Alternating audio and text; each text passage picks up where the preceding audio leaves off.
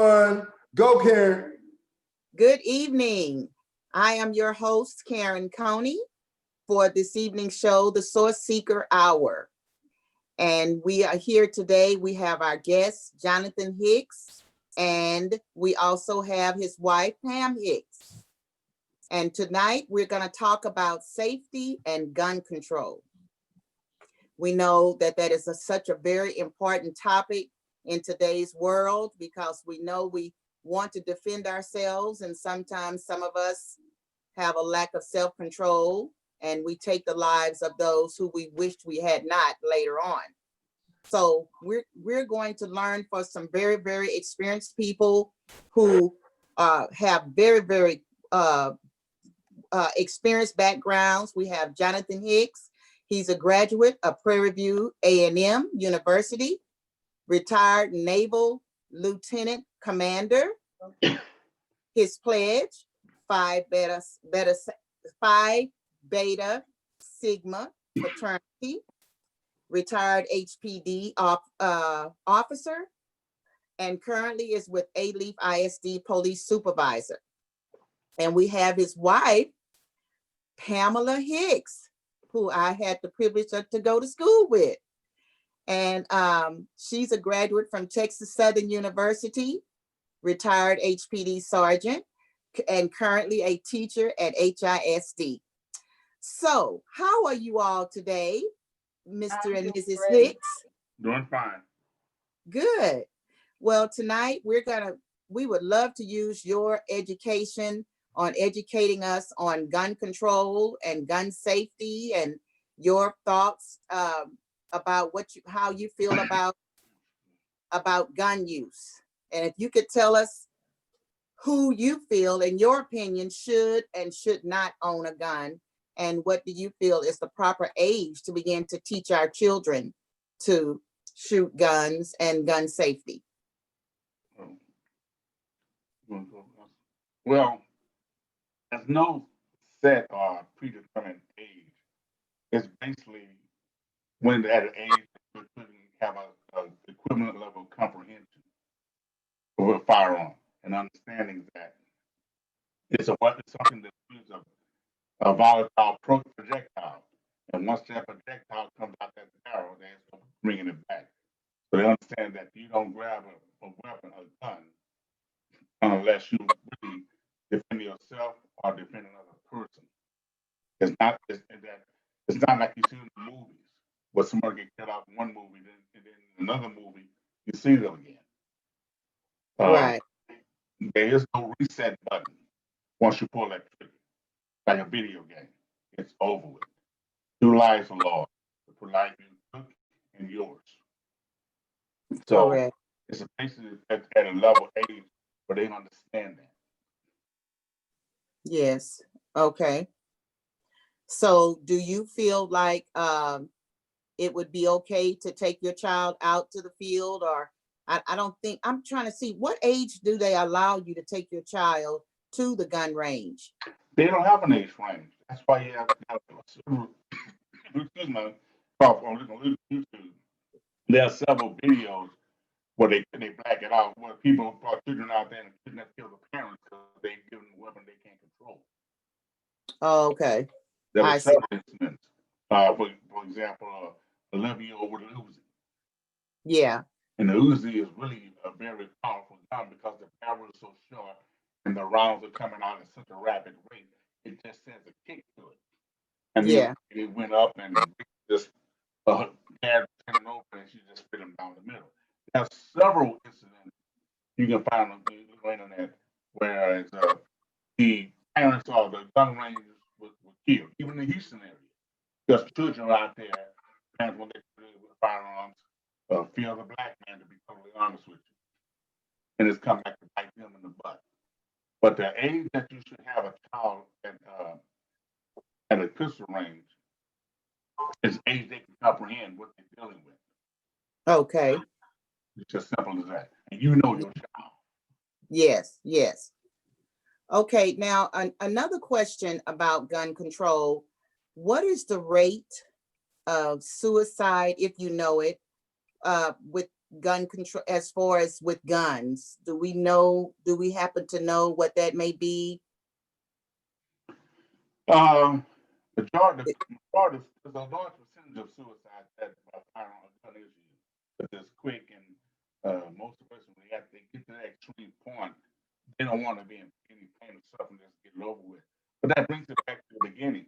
Before you go out and fire a gun, you have to be honest with yourself. Is it safe to have a weapon in your home? Do you have a safe place it when you're not there, or when you are there? So your children can come get easy access it.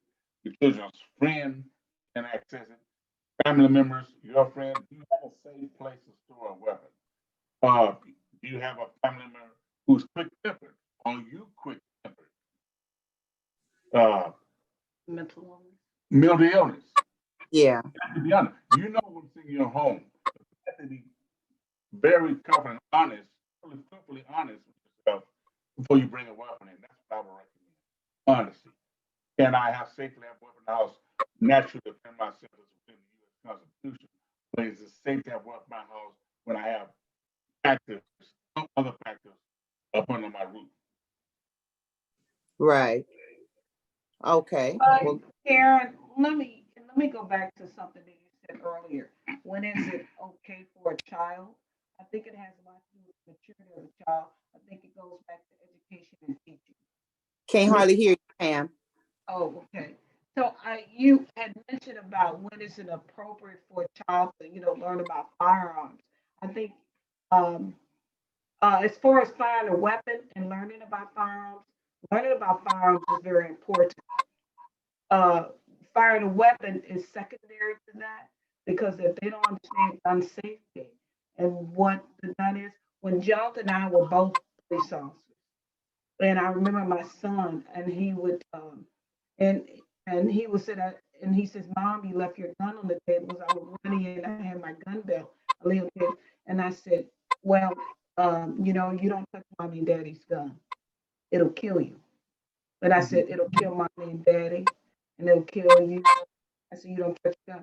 So for a long time, I told him that this is something, but we always put it in a safe place and had it somewhere away locked up when we were there. But this particular time, he was 9 years old, and he said, "Mommy, you left your gun on the table." And I knew at that point in time I had to talk. I said, "Let me have a talk." I said, I put a pencil on the. I said, "If I leave that gun on the table all day, would it kill you?" He said, "No." I said, "What if I leave it a week?" He said, "No, it wouldn't kill me." And I said, "What if I leave it a year or 10 years? Would that gun kill you if I leave it on the table?" He said, "No." I said, "But what if your friend walk in the back door and pick up the gun and say, 'Ooh, Justin, gun. Will that gun kill you?' Possibility that gun kill." He said, "Yes." And I said, "Aha, it's not the gun, it's the person with the gun." I said, "That gun can be on that table for 10 years. It'll never kill anyone until someone picks it up. So when you see somebody with a gun, you run." So even as officers, when a person handling a gun, that's the first thing our eyes are on how he's handling that gun. Mhm. Because it's the person with the gun. Gun safety and who has the gun. If you Yes. have a person, unqualified person handling a gun, a little kid or anybody that's like you said, hot tempered, as a police officer in most military, you'll clear the room. Because once they realize that this is not safe, you pretty much need to back away. Right. I'm gonna go back to first thing is teaching how dangerous a gun can be. Then you can with children you can then sure enough and with an appropriate weapon, then you can teach them Oh, fire a weapon. so are there different types of guns for different types of people? Or are there just any gun can be for anyone, Basically, of course, but I'm saying, are the gun, you know, we know there are all types of different guns that you can purchase, but how does a person who's learning, who's training, who wants to train, go to the gun range, teach their children, a husband may want to teach his family, or a single parent, mother may want to teach her children, what is the proper type of guns to start off with? it depends on what your interest is, what you're trying to do. Yeah, it depends on what your interest is, what you're trying to do. I recently bought a rifle, a hunting rifle, but the salesman asked me, "What do you want the rifle for?" I said, "I want deer hunting and wild hogs." So she directed me for the rifle, single shot rifle with a scope on it, distance shooting. So it depends on what your interest and what you're trying to do with what type of gun you pick out. We're having a little trouble for some reason with the audio. I'm not sure what's going on, but you're breaking up really badly. Okay, That's much better. something keeps popping up on the screen from Paul. I don't know if that may be affecting it or not. How about now? That's better. Okay. It depends. Like what I was saying was that this is what your interest is on what you want to do with the weapon, whether you want to hunt or you want it for personal protection of your home. It depends if you want to have quick accessibility or you want to take time to load up something and aim. It depends on what your interest is. That should determine what type of gun you should buy and what you're comfortable with. Some people are comfortable with revolvers, semi-automatic pistol.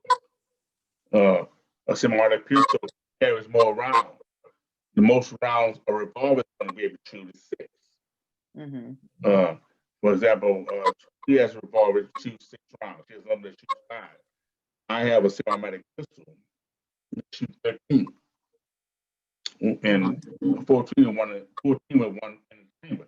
I'm comfortable with shooting semi-automatic pistols. And I'm comfortable with revolvers.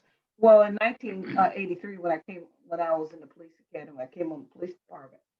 We only had revolvers, and so and I have, I carry with me a 5-shot revolver.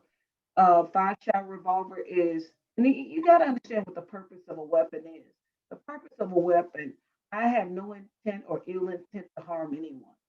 Mm-hmm. That's the purpose. But I am ready in case. And in fact, someone pulled in front of me and slowed down. It was intentional. And I have to explain this, that when I realized this person's trying to start some kind of problems with me on the road, I moved way over to the right side of the road and slowed down because I try to avoid a situation. But at this point in time, just in case I get the wrong kind of Trump supporter, and he comes try to, bash my window in, I'll be ready. On most police officers, Jonathon and I both retired. And back then, when we were on the police department, at least 80% of the officers never fired their weapon.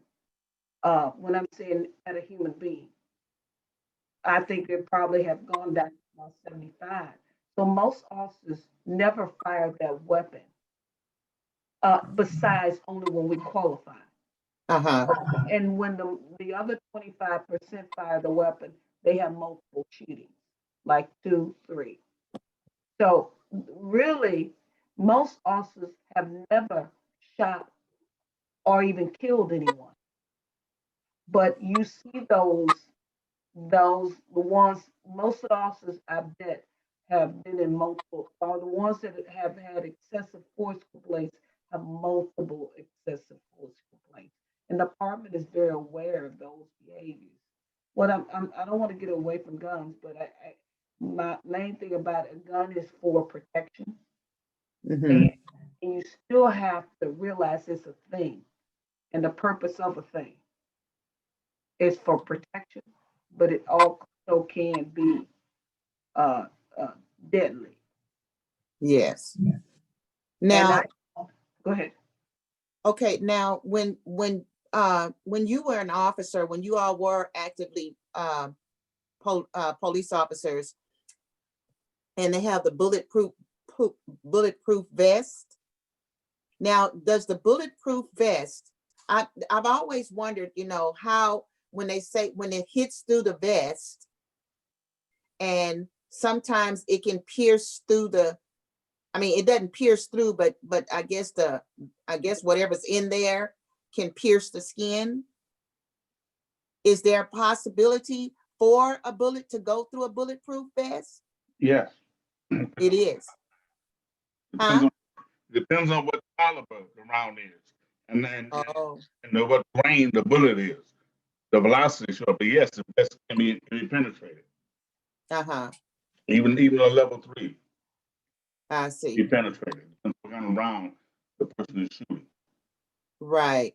Well, you Smart know, officer will not put himself in the position. Smart officer will not put himself, and smart officer will not uh-huh. put himself in a position for someone to shoot at him.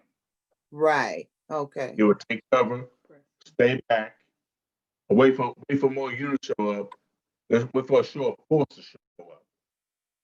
The first line of deterrence is a show of force. Right. So most officers won't put themselves in that Okay. position. In this experience. So also to answer, a vest definitely is protection. So it's that extra layer of protection. So even if the bullet, and let's say it's 357 or it penetrates the vest, at least it has something to penetrate before it penetrates your skin first and tear up stuff. So Right. even if it does somehow tear in, it's probably uh, like he says, also depends on the bullet. But most bullets, it's not going to be as deep. It couldn't tear up the vital organs, but it could penetrate.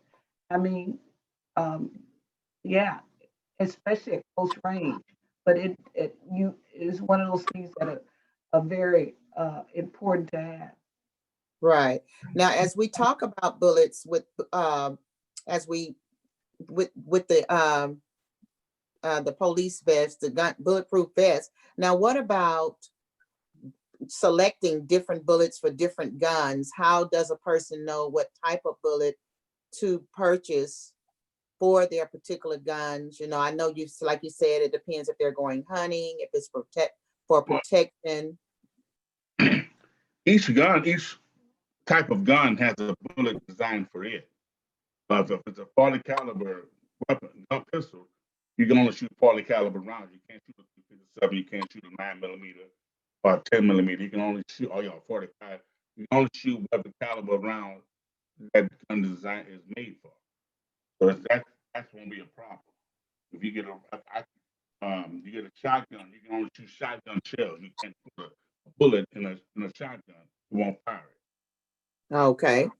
I have with my 357, my six, my revolver.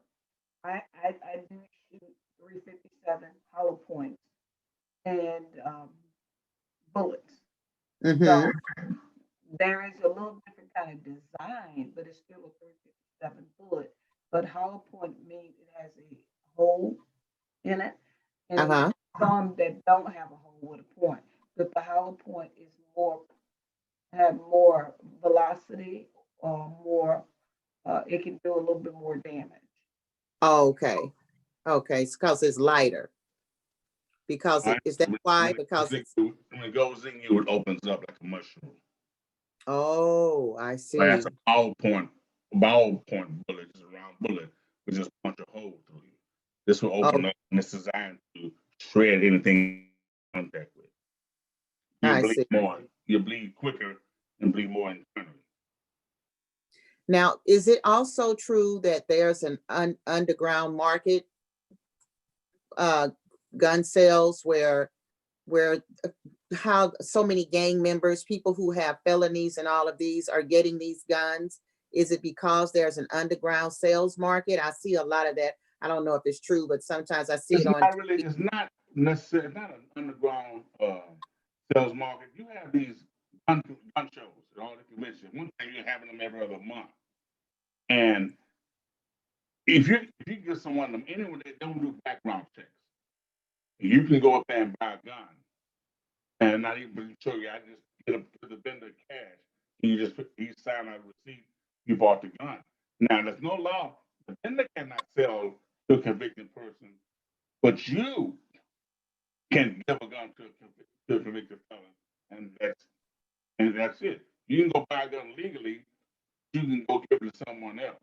Then there's always guns acquired through burglaries, through theft. Yes. But most of them are bought from gun convictions. But someone goes buy one and they'll buy them in bulk and they'll just sell them.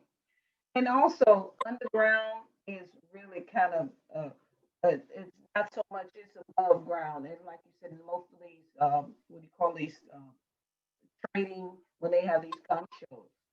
So Mhm. that stuff is just traded and passed. And it's that good old boy system at its best. Uh, um, so, yeah, guns are sold on the streets and given and all that good stuff. But and one time you always heard I think that's kind of going, more from Mexico, the underground, but now pretty much gun sales are above even illegal gun sales. And the internet is probably one of the uh, best that you can find any type of weapon that you desire. So, Yeah. and these are definitely gun shows. Any type of weapon if the price is right. Yes. Now, since the pandemic, the news has been stated that gun violence it was already bad before the pandemic, but it has really gone up tremendously since the pandemic.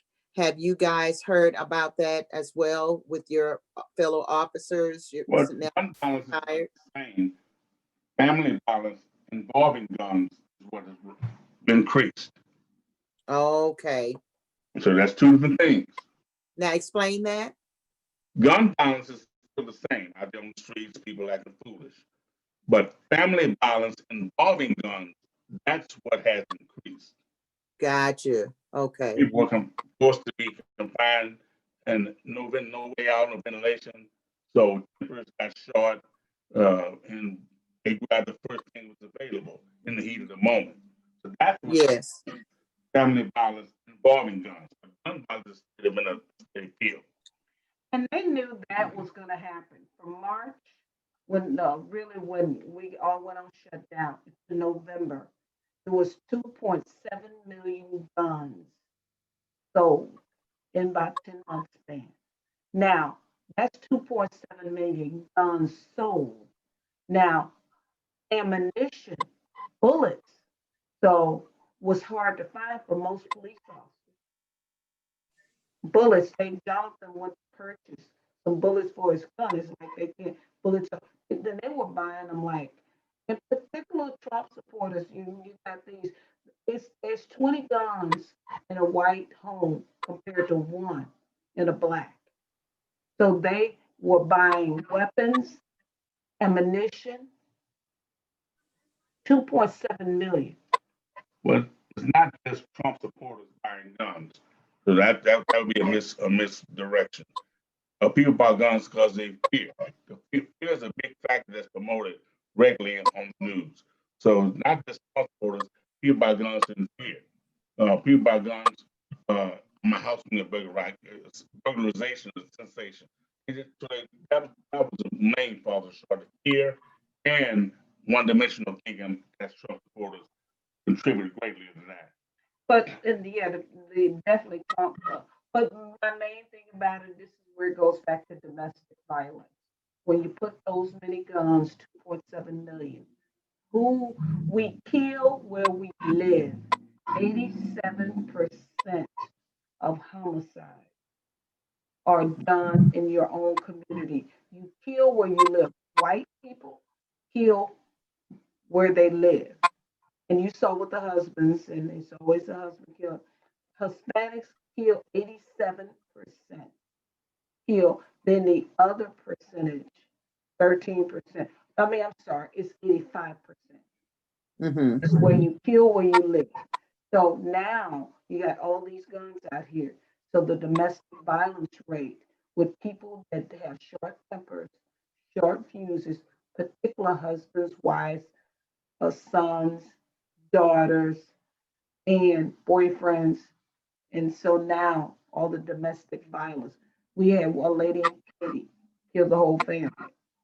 So it's going to continue. I am not surprised by this when that many guns, that domestic violence. No, I don't think anybody's really surprised by it. And it's going to continue because, and you kill where you live. All this black, black on black, you know, violence is white on white violence. It's Hispanic on Hispanic. Asians don't call the police. They don't? No, they What do have they do? they handle it. Uh, they handle it. Everything is quiet. It's handled in the Asian community. Mm-hmm.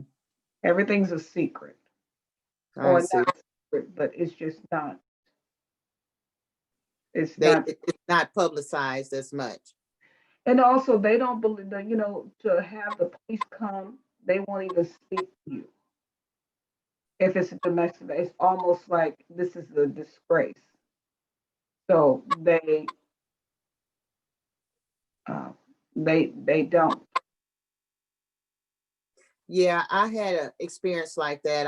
I used to live by a family that were from Nigeria, and when the mom called the police on her unruly son, the uncles were extremely angry at the mother for calling the police and say, we don't do that. We handle it. You should call me and let me handle it. You should not call the police, and that's family. I was like so shocked, and he was so serious because he said, we don't do that. We handle our own family situations. We don't call the police on our family.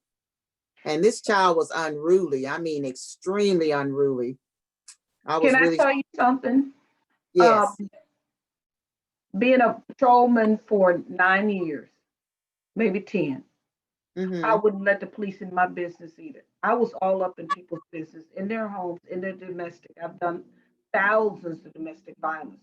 To this Mm-hmm. day, police can't, when the police comes in your home, they're telling you what to do.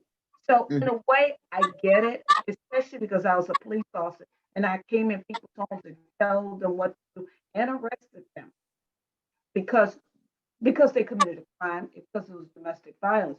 But here in my home, oh no, police can't come in and tell me what to do. Not in my home. Mm-hmm.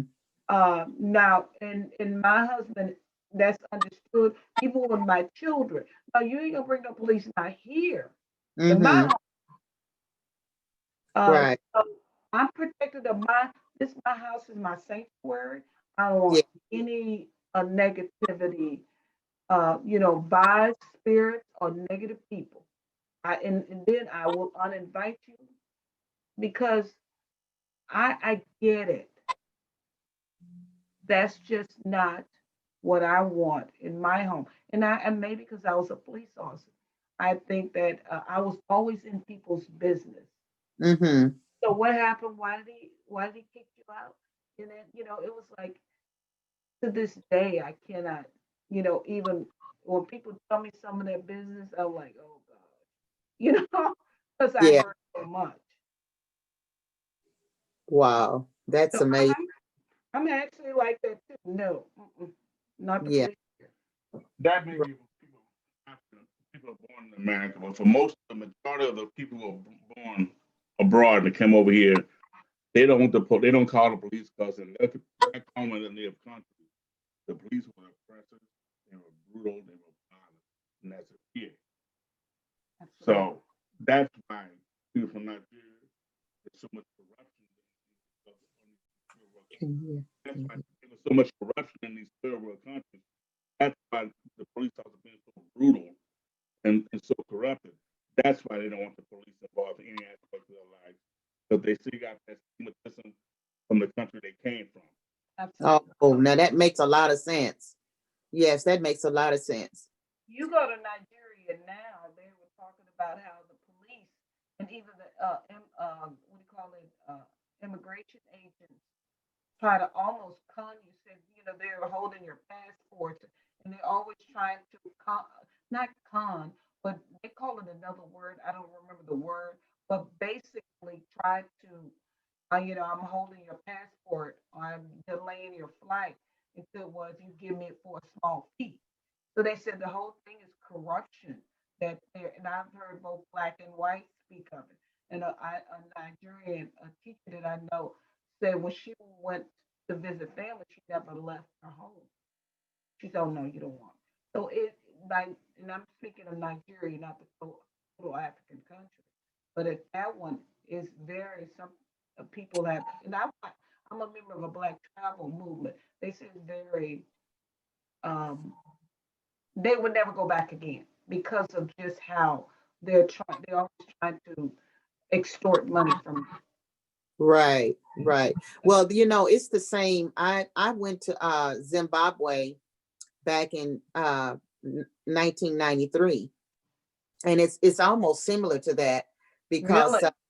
yes, because when we were at the airport trying to get our luggage, if we didn't give the guys, even we didn't ask them to pick up our luggage, if they wouldn't give us our luggage, if we didn't give them a tip or something, and even though we didn't even ask them to pick up our luggage, they pick it up and they didn't know, you pay me, you pay me. And so I don't know how it is now, but back in 93, it was like that. And we got off the we got off the airplane. Actually, they didn't have a runway. So we got off at where the plane landed. We got off, on the landing strip. And as we were trying to get our luggage, they would, whose luggage is this or whatever, and they wouldn't pay us. And then, when we were in the van, because it was a church mission, when we were in the van and going to our destination to where we were, the different houses, the mission houses where we were going to be staying at, they had guys in the middle of the road with Uzis, Oh man. it was scary. It was so scary, and they would not let us buy. And so they warned us, the driver says, sometimes they just act up. And if they know you're from America, they may tell you they may want to go rummage to your purse, whatever. He's just like, whatever they do, just give it to them, please, And thank God they did stop us, but they didn't try to rummage through our things. But it was kind of scary, and they knew the power that they had because they all had Uzis and it was a bunch of them, and I guess it's like a rogue type army at the time, but hopefully they have more control now than they did back then.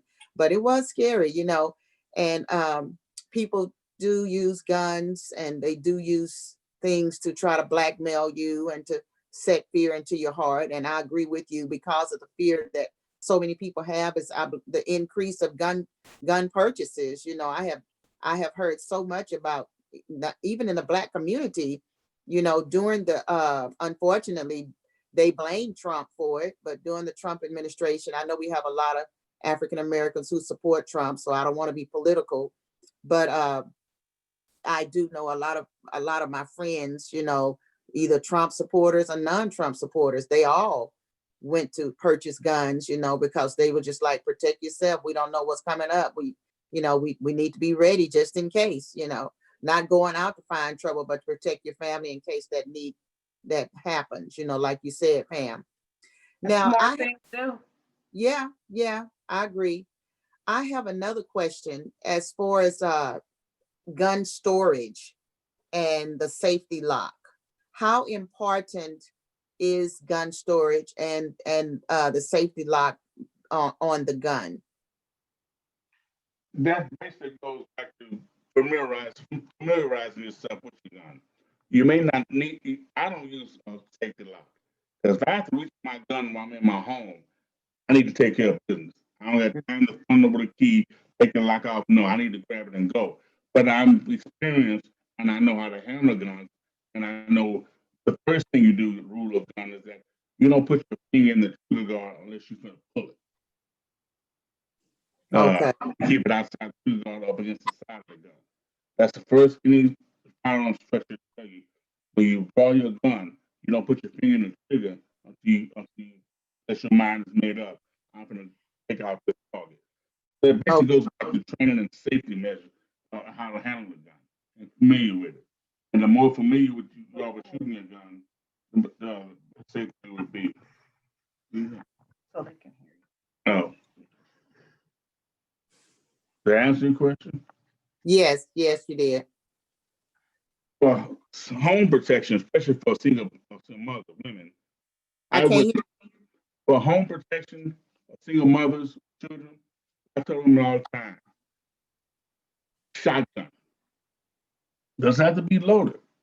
A shotgun makes a distinctive sound. When a person has shotgun, you know it's a shotgun. It's not a slingshot. It's not a revolver or a semi-automatic.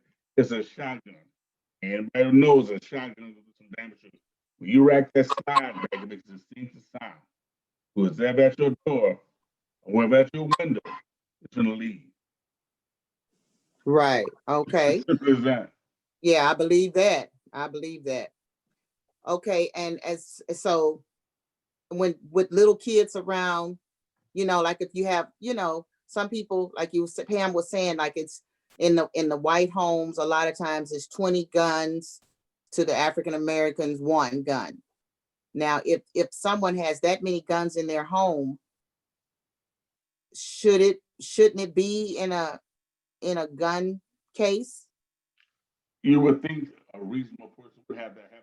A reasonable person would have a gun safe, but not everybody's reasonable. If they want Yeah. to go outside, going to be in the peril that it's in with violence.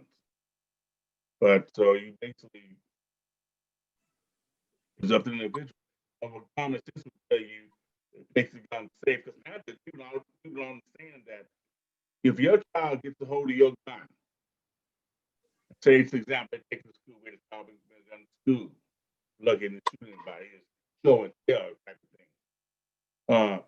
If you can be charged, if your child brings a gun to school to shoot someone and the gun is registered to you, you can charge the parent. The parent will get charged with murder. A lot of people don't know that. The parents can get charged from a class C to a felony. All depends on what the child do with the gun. All these school shootings, the parents get charged too. They have to prove that the child broke in the safe, the gun out, and then went to school with it and then shot up the school. That's the only thing. Wow. A lot of people don't know that. Yeah. When our grandbabies are here, everything is put up, locked up, put away, up high. So no, we don't. That's something that a gun is not placed anywhere that they could have even an idea. But and my Mhm. grandbaby is 10, so I'm already doing the talk. Guns are that whole gun. Guns will kill you. Mhm. That you don't play with guns, and if you see your friend with. Right. So at that point in time, but well, you have to always be safe and be mindful of children. One thing about it, I've always found about children when I was in law enforcement, they find the gun by surprise. Uh, and they haven't been talked to about guns, particular, and they think this is a toy. So especially a 5-year-old, they go pow pow and they shoot the little sister. Now they've shot a 7-year-old shot the 5-year-old sister because they're thinking this is a play gun. Right. You have to guns. They should. You don't place a gun especially with children, that in a drawer. You don't place it. We do have cases. We have ours locked down in a case, gun case, and it's got a lock on it. And when the grandbabies are here, those things are placed away. Now, when the Right. grandbabies aren't here, that gun just in case. Yeah. Yeah. We have a couple of them stored around our house. Right. Right. What does that matter? What does it matter? Don't broadcast what we have. That's right. Not Okay, I not said on it. public. We don't know who's all listening or going to hear. Oh, we don't have any. I'm sorry. Yes, ma'am. Okay. But anyway, We're uh police officers retired. I'm like, we're retired police officers. yes, ma'am. I understand. Okay. But now when it comes to guns as well, I have another question. Do you have to have all guns registered, or is it only concealed weapons? No, when you buy a gun from a gun store, you legally buy a gun.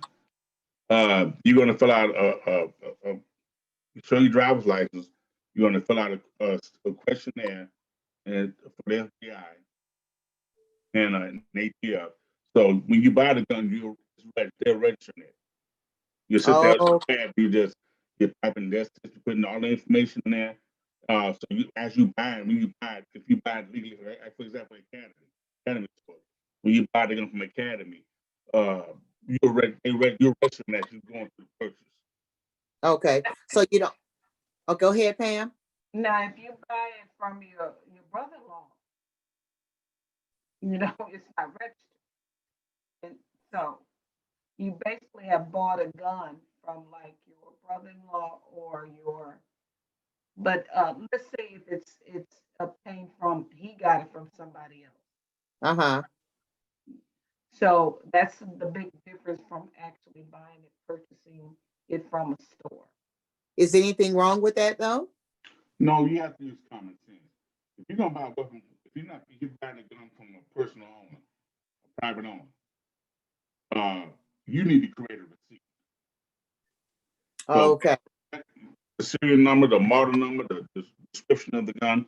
So if down the road something comes up and that the gun is traced back to you, you can prove that, hey, on this date I bought this gun from this person, and that he may say a gun that a week before, a month before, a year before, is used in a murder.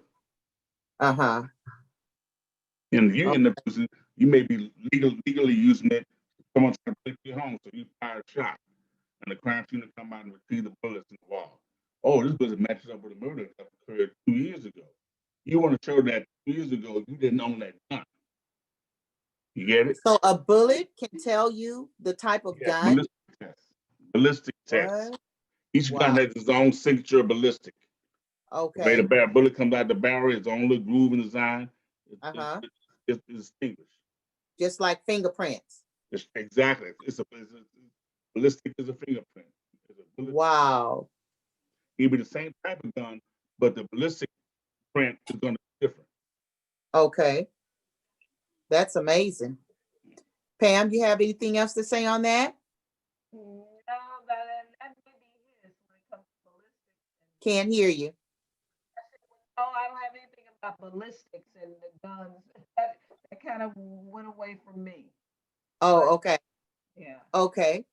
So now if a person, what is the purpose of a concealed license? Is that mandatory to have one? Yes. Yes, if you're going to carry a firearm. Now, I don't think they've changed much. You can have, my father used to have a rifle on the back of his truck. In the window, he had a rifle rack. But concealed weapons, yes, you have to have, you're going to carry a sidearm or a pistol, you have to have a concealed weapons permit. Now, some places, for business, even with a permit, you can't bring a gun in, a bank. Yeah, Walmart. Yeah, Bank. Yeah. so. But it just says that Courthouses. you're going to be given a concealed weapons ID card. And when you stop, say a route, a traffic stop, by law, you're supposed to give the officer your driver's license and that concealed weapons permit. That saves you from being charged with a criminal offense. Okay. Okay.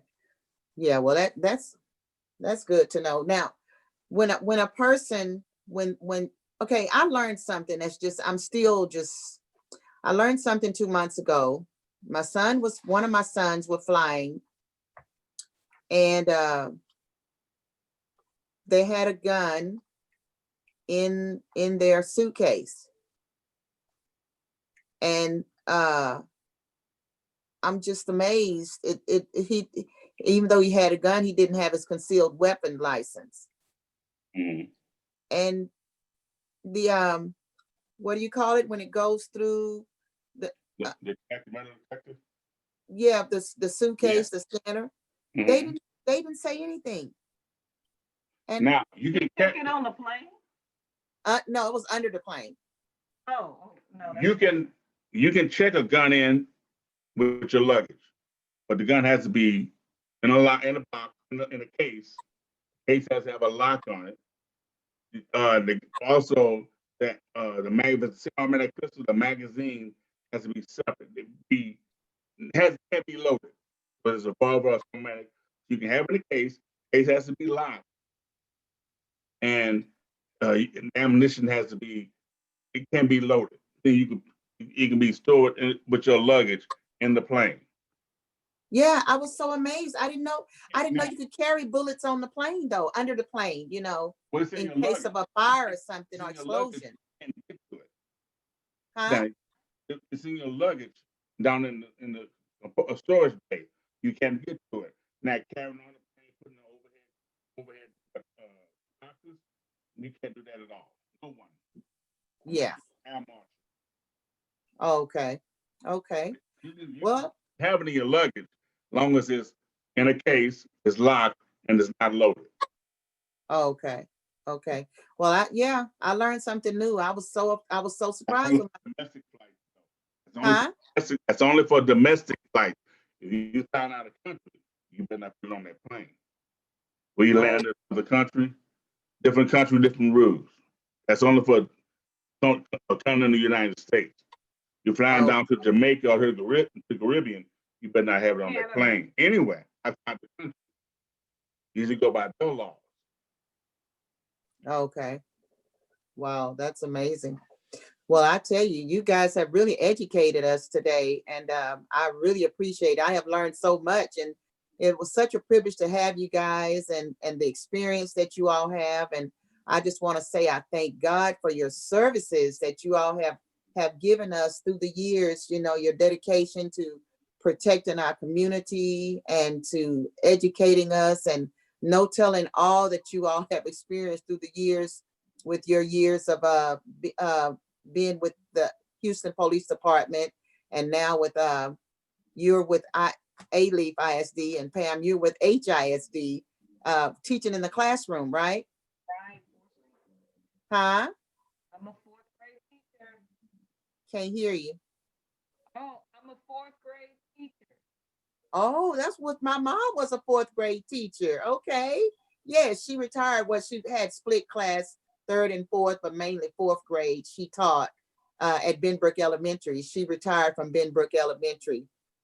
That is so wonderful. Well, we just appreciate your services. And Carl, I'm going to give it back to you and just let you know that I appreciate you for letting us have this show, and for allowing Pam and her husband, Jonathon, to be on the show tonight to educate us on gun control and gun safety. We really appreciate it.